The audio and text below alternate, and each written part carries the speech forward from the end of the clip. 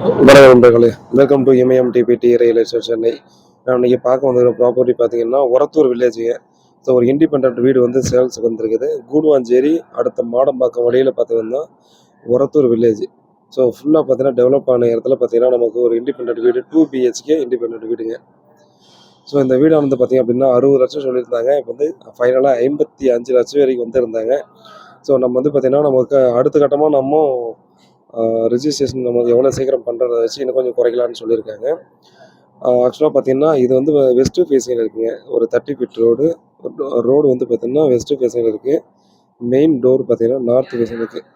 ஒரு 960 square feet land ஏரியாவில் 850 square feet build up பண்ணியிருக்காங்க. ஸோ ஃபுல்லாக ரெசிடென்ஷியல் ஏரியா டீசெண்டான லொக்கேஷன் தான் பார்த்தீங்கன்னா இந்த ப்ராப்பர்ட்டியானது நமக்கு வந்து இருக்குது. ஸோ வீடு கன்ஸ்ட்ரக்ஷன் பண்ணி பார்த்தீங்கன்னா ஒரு 4 வருஷம் தாங்க ஆகுது. பிராண்ட் நியூ கண்டிஷனில் தான் இருக்குது. ஒரு பெரிய கார் பார்க்கிங் கொடுத்துருக்காங்க.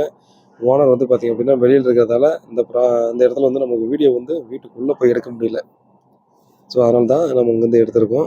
மேலும் பார்த்திங்க அப்படின்னா இந்த ப்ராப்பர்ட்டியானது நம்ம GSC ரோட்லேருந்து எடுத்துக்கிட்டால் எக்ஸாக்டாக 3 கிலோமீட்டர் வருதுங்க.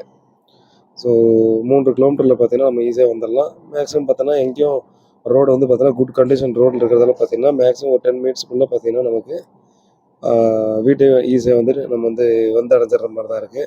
டைரெக்டாக உட்காந்து பேசி ரேட்டு வந்து நெகோசியேட் பண்ணலாம். Clear title. ஸோ அப்ரூவ்டு ப்ராப்பர்ட்டின்றதால பார்த்தீங்கன்னா நீங்கள் லோனுக்கும் ஈஸியாக போய்க்கலாம். ஸோ வீட்டில் மகாலட்சுமி வாங்க, ப்ராப்பர்ட்டியை பாருங்கள், பிடிச்சிருந்தா அதுக்கப்புறம் முயற்சி பண்ணலாம். உண்மையாகவும் நேர்மையாகவும் கூட நன்றி.